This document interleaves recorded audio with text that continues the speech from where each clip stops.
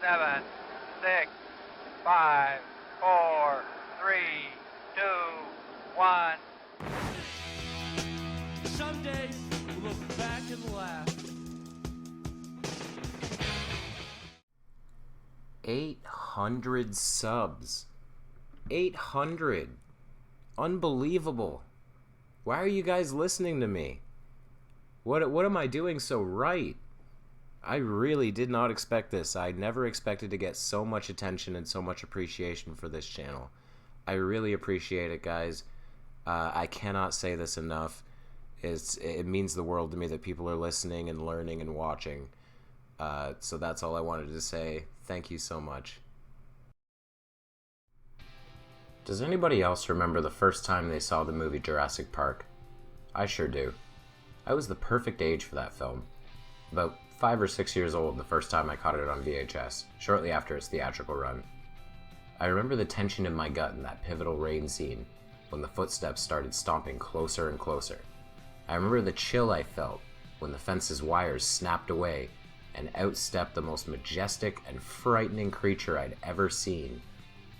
I had nightmares for weeks about that T-Rex. At that age, I understood that movies weren't real, but that Rex seemed awfully real. It had a physical presence in the scene. It moved and acted like a real, living animal. Over the years, I began to understand the various ways that the film had made me fear the dinosaur. The scene intentionally took place at night, and in the rain, allowing the weather to obscure the flaws and imperfections in the CGI animal. The digital effects, in retrospect, were actually quite minimal. This big frightening head, an animatronic puppet, its controls just out of frame. This car-sized foot stomping down on the Jeep, another prop, shown just after a shot of the CGI animal to reinforce the illusion. Of course, as a child, none of these tricks were obvious to me. And I swear, flatties are stuck at this point too.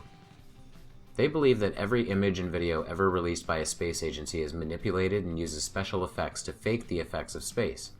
But they can't identify a single reason why. When pressed, they'll simply fall back on statements like, "It's obvious, just look at it," or "Because I have eyes, I can tell it's fake." Here's the problem, flatties. This isn't good enough. It's just not. If you're going to cry foul, you need to point to anomalies. You need to explain what specific ways the effects have lacked and how you have picked up on this. Since most flatties don't seem to know the first thing about how special effects actually work, I've decided I'm going to have to educate them. As a longtime film buff and fan of practical effects wherever possible, I feel I have the knowledge to understand how space travel can be faked and why I can come to the conclusion that it is not. The first thing to point out is the average person's ability to perceive a faked image using nothing more than a cursory visual examination. It turns out, the human brain isn't particularly good at determining fakery. As our brain scans an image, it doesn't represent it as an exact copy. Your brain isn't a camera with film negatives to fall back on. Instead, we tend to think very quickly, and our brains will essentially autocomplete part of the image to quickly interpret what it is we're seeing. This is the reason why you might read a word wrong at first glance, or remember an object or location as being slightly different than it actually is. There's a test to determine how good you are at determining fakery. A flat earther named Wotan was subjected to this test in a discussion on the Non Sequitur show, asked to identify 25 photos as either real or photoshopped. Alright, here we go. Start. Real? Is real? Okay. GE? Wrong. It was Photoshop. Looks like she's on the water. I don't really think that's possible. I'll say Photoshop. It's probably real, though. G. Oh, Real. Dave. Yeah, I said that. Dave, you gotta let GE answer. Sorry. Okay, Wotan? Too many patterns there. Photoshop. All right, GE? Uh, Dave? Yeah, I was going to say Photoshop. Sorry. I keep messing up. Beef squirrel or beefed up squirrel. Wotan says real, GE? I go with real too. Okay, Ooh, It's you real. guys are actually Oh. doing pretty good. Yeah. all right. I wouldn't be surprised at people's autistic skills. I'll go real. Okay, G. I'll go Photoshop. Okay, go with real, Dave. It's real. It's real. It's real. All right. Cute little squirrel. Cute little squirrel. I mean, not squirrel. I said the squirrel in my head. What kind of squirrel is Turtle. that? All right, this is right outside the ice wall in Antarctica. Oh wow, they went to go see. That's cool. Mhm. Looks like they got thrown in by the CIA. So get the hell out of here. You're not supposed to be here. Is it real or Photoshop? Okay. Right, so here's your score. You didn't do too Yep. bad. You only You did, missed you 5. did better than me. Yeah, you Yeah. did a lot better than me too. What this test determines is trying to not really determine your individual ability to see what's fake or not. It's actually to illustrate that we're really bad at actually determining what's fake and what's real. Wotan didn't actually do too badly, but he obviously can't use his base senses as his justification. Even in this test, Wotan was relying more on the composition of the photos and using logic to decide what's most likely to be real or most likely to be faked. And yet, he still didn't get a particularly high score. The point here is that no one does. Humans cannot tell if something is real or not by simply looking at it. It's the same reason the childhood version of myself couldn't tell why the T-Rex wasn't real, even though I knew it wasn't.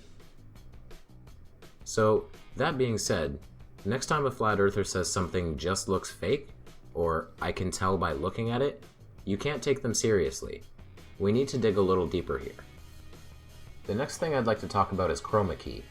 A lot of flatties believe that photos and footage from the ISS are faked using chroma key, more commonly known as a green screen. Just for anyone who doesn't know, a green screen is used to impose a custom background into a scene, making actors or objects appear to be somewhere that they're not. The way this is done is by placing the screen behind the actors or objects, filling the camera frame completely, and then keying out the color of the screen in order to replace it with another image. Chroma key was developed to replace the rolling matte paintings of old, which were images that would physically move behind a scene to provide an illusion of movement. In the 1930s, chroma key was first developed using blue screens, not green ones, choosing a hue that was rarely found in everyday objects, keeping the effect from clipping out on said objects. So, how can one identify use of chroma key? Well, it isn't easy, but there are certain tells. For instance, one must pay attention to the colors of the objects presented in the image. If an image has large amounts of bright greens or deep blues within the foreground objects, it isn't likely to be using chroma key, as it would be very difficult to keep those objects from being keyed out of the frame. We can see examples of this quite frequently with lower budget green screen usage. News channels, for instance, or Twitch gamers, frequently have issues with their hue adjustments. Another way to tell is to compare the boundaries between foreground and background. Does the background ever appear to move independently of the foreground? Maybe the reverse? Does the background make use of shadows that the foreground doesn't? Does there appear to be any kind of dull gray or black lines separating the layers of the image? This last one is something you can see a lot in the second Star Wars film. And before you go pointing out that Empire was made in 1980, if you adjust for inflation, its cost would be around $55 million. That's in order to make less than 90 minutes of visual effects. NASA has a budget of around $20 billion and is producing this same level of supposedly edited footage, basically 24/7 365. Next, let's talk about harnesses.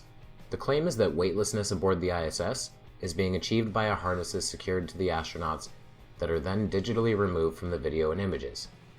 Now, I will admit this. Harnesses can be used to give the illusion that a person is floating or flying or falling or being repelled by a burst of energy nearby. It's pretty common, in fact, when it comes to Hollywood films. However, the difference is very simple once you really take a look at it. How can you tell if harnesses are being used? Count the number of cuts. Movies make use of multiple camera angles for good reason, especially modern movies, and especially modern action movies. Changing the angle or cutting to a different take can provide the illusion that certain actions are being performed. Like I pointed out with Jurassic Park, scenes with dinosaurs will frequently switch between full-body CGI animals capable of complex movements to tighter shots of more detailed animatronic puppets to convince the viewer that what they're looking at is real. When it comes to harnesses, multiple cuts are used to hide the fact that a harness is in fact being used. The shot with a harness will be quick and usually cut straight to a close-up of the actor afterwards. This is to hide the fact that harnesses will, with extended use, cause a bounce back, or tug at clothing, or become twisted. The second cut, without the harness, will allow the actor to move about with much more ease. However, this isn't what we see in NASA footage. What we see are long, unbroken takes in which an astronaut will move in various directions, spin on different axes, and enter and exit different parts of a spacecraft. Probably the best example of this is this extremely detailed 50-minute long tour of the International Space Station with astronaut Stephen Swanson. The footage has only one cut in it. It begins with Swanson being disturbed from his work, and then the camera is shut off to allow him to finish and get dressed for the tour. From that point on, the camera doesn't stop recording once as Swanson floats through the various modules, shows off equipment and explains it, moves in and out of various doorways, and changes angles and orientations numerous times. Another interesting thing to point out is the tablet he carries with him. If this is being held up by wires, I would love to know where the wires are located, because Swanson is able to grab it at any angle and any orientation. One last thing I'd like to address when it comes to claims of fakery is the problem of jumping to conclusions. It was a jump to conclusions, Matt. The extreme paranoia of flat earthism causes them to constantly jump to conclusions, and this isn't very helpful when it comes to determining the legitimacy of something. I'm going to show a few pieces of footage from the International Space Station, and I'd like for you to ask yourself what's going on here while you watch these. Thank you very much again. Thank you for your time. Have a good flight and many more exciting experiments on the orbit. Thanks a lot.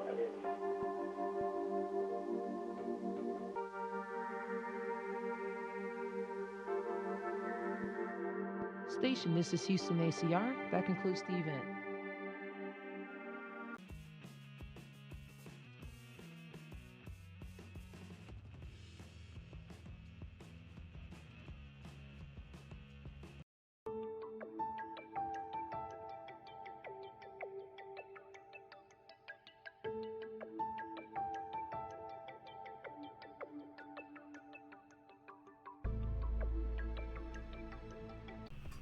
So, what was going on there?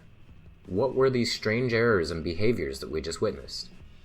If you're a person with little to no understanding of digital video composition and a predisposition to believing in conspiracies, you might think you're seeing evidence of graphic manipulation. You might think you're seeing a peek behind the veil.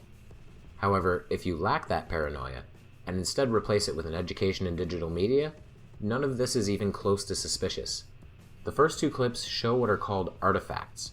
These occur when there's some kind of transmission error in the digital data that makes up the video feed. It's sort of like the visual equivalent to distortion on a radio. It's what happens when the signal coming through gets garbled. In video format, the garbled parts are the artifacts. What you are seeing are pixels put in the wrong place, usually part of a leftover frame. This isn't the result of a green screen or digital editing, it's the result of a bad connection.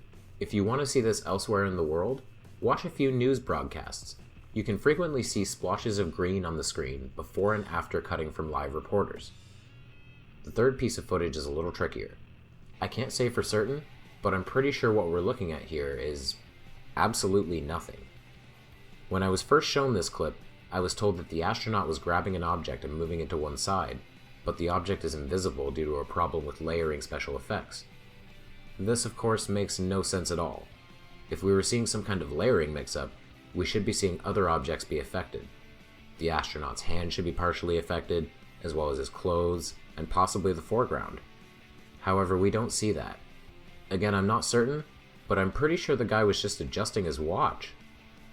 Due to microgravity, his watch floats loose around his wrist, and he shifted his balance slightly so that he could flick his wrist and bring the watch closer to his hand. That's all. So, flatties, what you need to do when it comes to claiming everything is CGI is elaborate. We need to know what basis you use to claim fakery, because we're looking at the same images and seeing two different things. You need to flesh out your logic on this stuff. Learn how the effects are made. Reverse engineer NASA's claims. Examine the Himawari 8 photos, and cross-reference it with daily weather patterns across the globe. You'd better hurry up though. In the time you've been watching this video, Himawari took 2 to 3 photos of the round Earth. Thank you guys very much for watching. If you like this video, please give it a like, and if you want to see more, please subscribe to my channel, which is Dead Kennedy in Space. My name is Kevin, and I'm out. Like it or not, for the moment, the Earth is where we make our stand.